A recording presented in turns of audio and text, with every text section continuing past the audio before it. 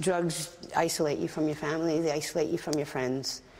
This is Insight, North America's only legal heroin injection center in Vancouver, Canada. It's an effort to get addicts off the street and into treatment, now being considered in cities across the United States.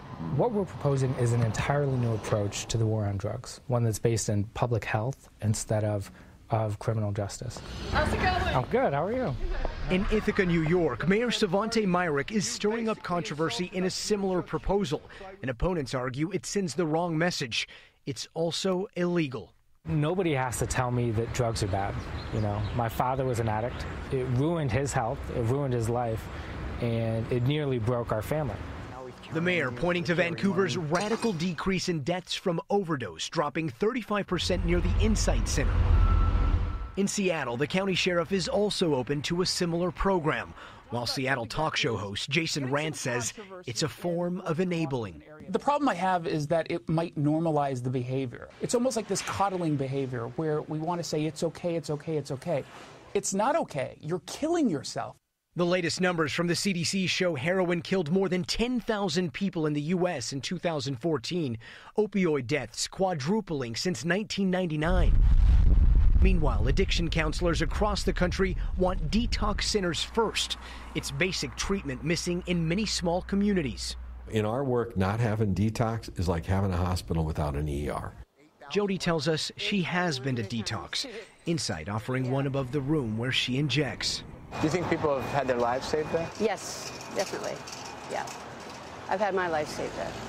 And while relapse is a constant struggle, she hopes to stay alive long enough to someday finally be clean.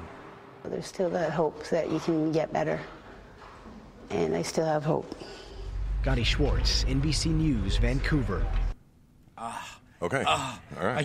I don't know where I have no idea where to start on this. Well, Craig, I'm gonna go. I want to let you go first. None of us are addicts, so the bottom line is none of us really know shit about being an addict. You know what I mean? I've never been addicted to heroin, so the truth is I don't know shit about fucking being addicted to heroin. I mean, I really don't. But what I do know, is that whatever the fuck we've been doing, it's not working. Everything we've been doing is not working. So, on the one hand, I feel like I agree with the guy at the end that was saying that this is enabling. I mean, it's to me, it's crazy that we've gotten to a point where we're telling people to come into a hospital or whatever, or a medical facility, and saying here you go, and shoot up. They said that they want people to come in and safely do that under medical supervision, so that the aim is to get them into treatment. Well, I mean, at that point they've already come in. So I mean, I'd love to eventually see the statistics as far as the efficacy of this program. Sure, okay. Sure. So, I mean, if we could see that, and I mean, honestly, like I said, what we've been doing is not working. I mean, it is a full blown epidemic, the heroin crisis. So, and again, the bottom line is, I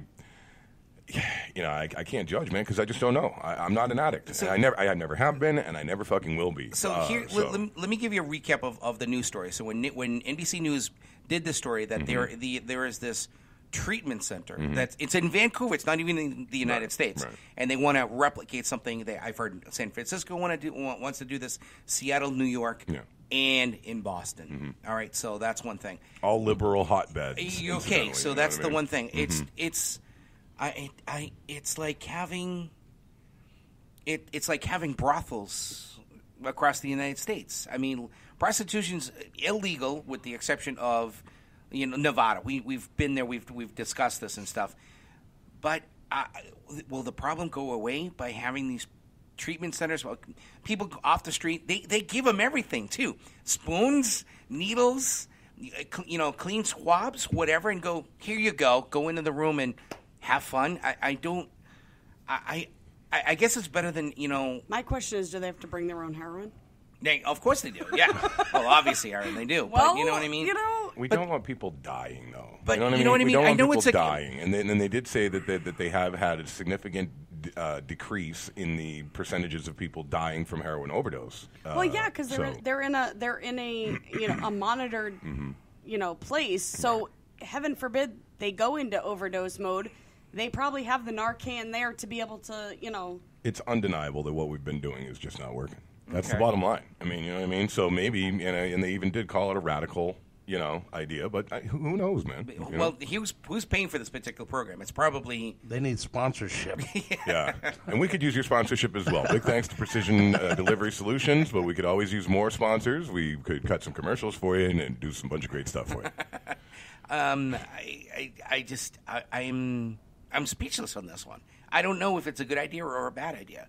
I mean, I guess it's these particular heroin addicts are safer. They're in a safe environment while they're doing this, so when no one dies. But the problem just doesn't seem to go away. It's illegal. It is illegal. I know. That changes nothing. But that changes nothing. It is illegal. But it's illegal right now. It doesn't change anything. Correct. It's the problem is still there. You know what I mean? So. And the problem will still be there. I mean, it's just where I don't know. Hopefully these treatment centers are also saying, hey, listen, if you want to get off this, we have another program where we can, I hope they're successful. I have a drinking problem. Can I come in with my my booze and just fucking go nuts, and when I black out, make sure I stay alive? If I snort cocaine, I'm going to do 8 bumps here. I want to make sure my heart don't stop. So it sounds equally ludicrous, but nevertheless, you just never know. Maybe I hope they're successful. I hope that there's a percentage of people, and there's got to be a percentage of people that come into that safe environment and shoot up, and then say, you know what, I'll be back tomorrow. I actually do. Well, there's got to be people that say, I want help. You know what I mean? And I hope it's successful. It seems. Here's the thing: these addicts, they're gonna shoot up either way. Right. They're gonna do it. Right. So they're saying, come here to a safe place and do it, and you're already in a place where you can say, I need help, and they say, okay, let's get you some help. You know what I mean? They're going to shoot it up anyway. You know what I mean? And again, ultimately the bottom line is, man, when we talk about this shit, we just don't, we're not addicts. You know what I mean? Yeah, we don't, so we can't talk about real life. Why can't they, I don't know, but why can't they invent something that's like a substitute of heroin that, I'm not saying it's legal or anything, but only you can get at a medical facility? Like, instead of heroin, we're going to put this in your arm so you'll fall asleep.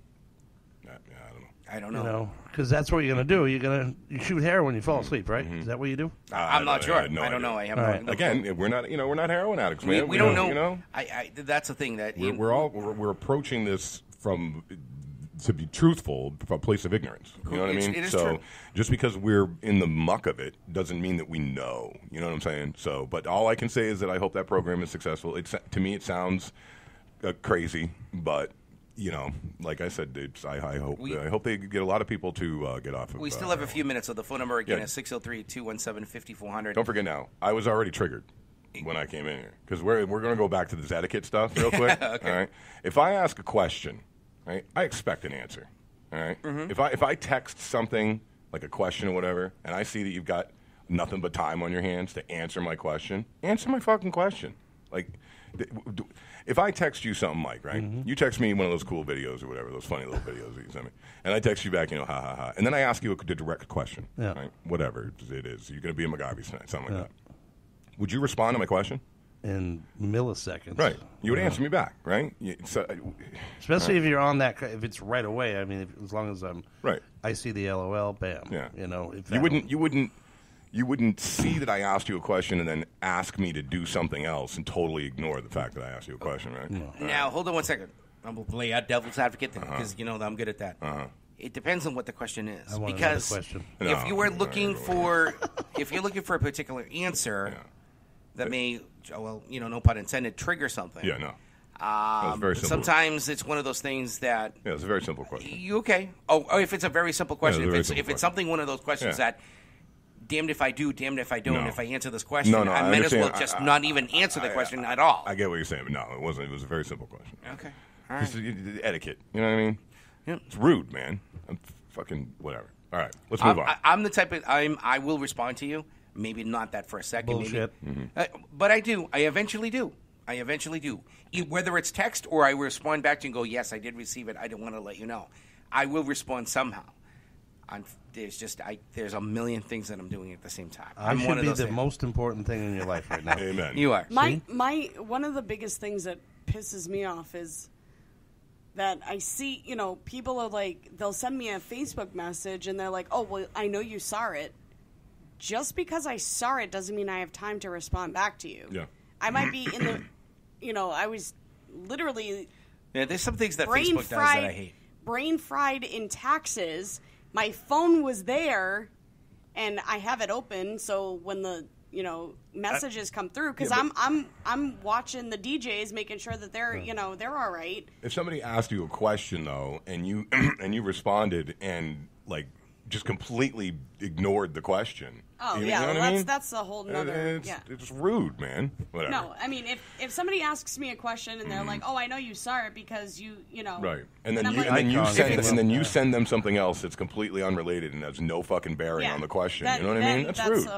That's a whole... They're avoiding the question. Yeah. That's pretty and it's just a simple question. It's stupid. Sure. It's Sure. irritating. If it's a simple question, it's a simple answer. Yeah. I agree. All right. Anyway, Trick of the Driggers, thank you for that. Again, thank you, turning negative into something positive. Yes. We're going to start with you, Mr. Mad Mike. Mr. Mad A Mike. negative into a positive. Oh, man. I don't know.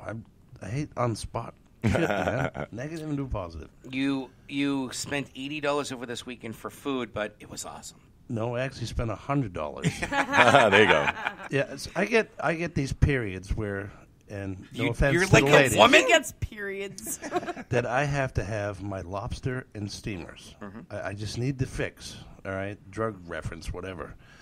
So I woke up, and I actually called you. You did? I did. I called you, and I knew you were in Maine, so I was like, nah, I can't go that route. Right. So I called you, and you said you were busy.